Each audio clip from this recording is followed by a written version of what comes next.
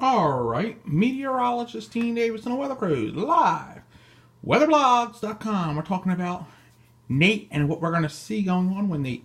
One thing we do see is a very good scale of computer models thinking the same things. We're going to have a landfall somewhere between Louisiana and parts of Florida. That is what we are looking at right now. This is all the tropical models.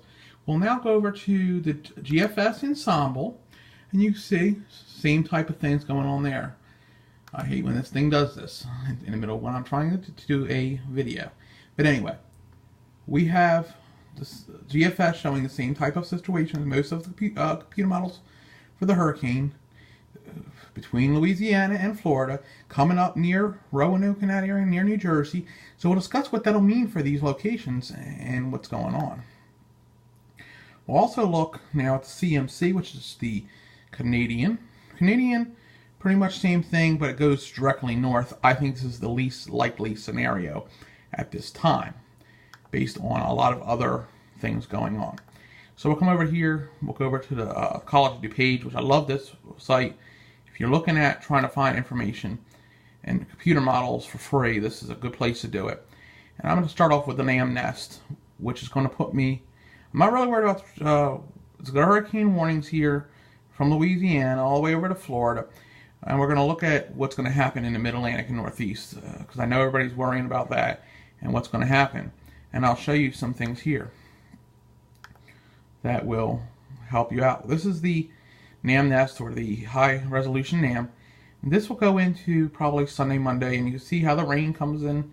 We also have the storms from the actual front, and they combine together with Nate to cause a big mess.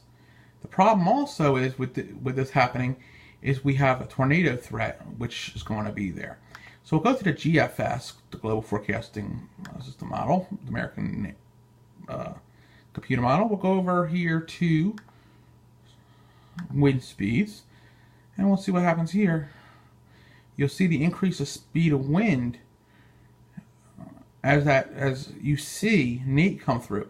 Nate will then have a south and southeasterly pushing wind up against the mountains with that cold front moving in. That's a call for potential severe weather, including tornadic possibilities.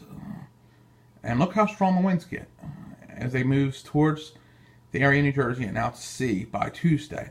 So we're going to put on the convective here so we can see what kind of we're looking at in our shear and things of that matter. And we'll also pull up a thing here after that with our information, a sounding to show you. But here you see Friday, Saturday. Actually, we're too far ahead. Sunday into Monday time frame. And we're going to look at a sounding feature here. Like I said, we are looking at some winds, so it'll probably be pretty interesting to see what goes on there.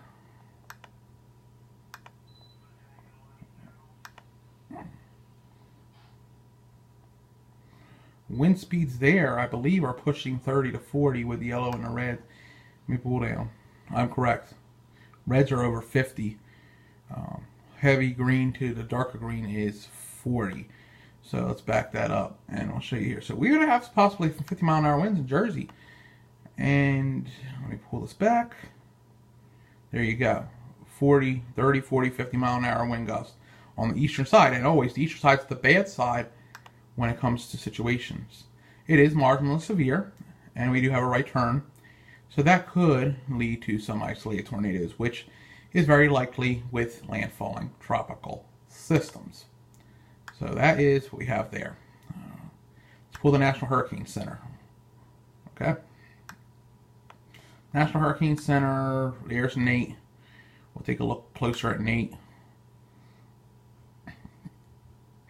We'll take a look at the warnings in the cone and the warnings here, and then we'll look at storm surge and stuff like that. So here we have Nate coming up here, becomes a hurricane, makes landfall likely on the eastern area of Louisiana, Mississippi, or Alabama, over to the Florida Panhandle. Then we'll move up, and look where at Monday at 7 a.m. This is at near the West Virginia port. This is going to be perfect problems on the eastern side for the potential of tornadoes. This is a big thing with landfalling tropical systems. Will then follow, even if it goes further west on here. If it goes further east, same situations could come right on top of us. But this is actually a very dangerous track, and then it will be the same way for New Jersey. So the isolated tornado threat into Monday could be in New Jersey, Delaware, Pennsylvania, New York City area. So this storm could be pretty rough in multiple situations. Storm surge won't be, I don't think, an issue at all up here. But I do see some storm surge issues for the south. And I believe these watches and warnings are up for storm surge warnings, yes. All around the New Orleans area under storm surge warning over to Mobile, Pensacola. It's about where it stops. It goes to a storm surge watch. I don't know if the Storm Prediction Center is yet picking up on the potential for severe weather in the next few days, but it is there. They don't seem like they're really putting too much up yet. They want to see how it all plays out, and I kind of understand that in the aspect of that also. So heavy rain will also be an issue. We're talking about 3 to 5 inches here in the Roanoke area, and then eventually probably 1 to 3 up towards the Delaware Valley. As you see, dark green is 2, yellow starts at 4. So we're going to have some heavy rainfall occurring with this.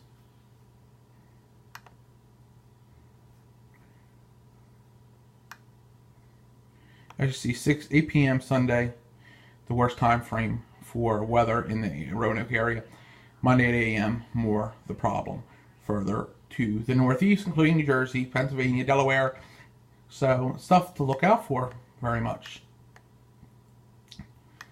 So, Nate is going to cause problems. If there's no ifs, ands, or buts about it, there's going to be issues from Nate.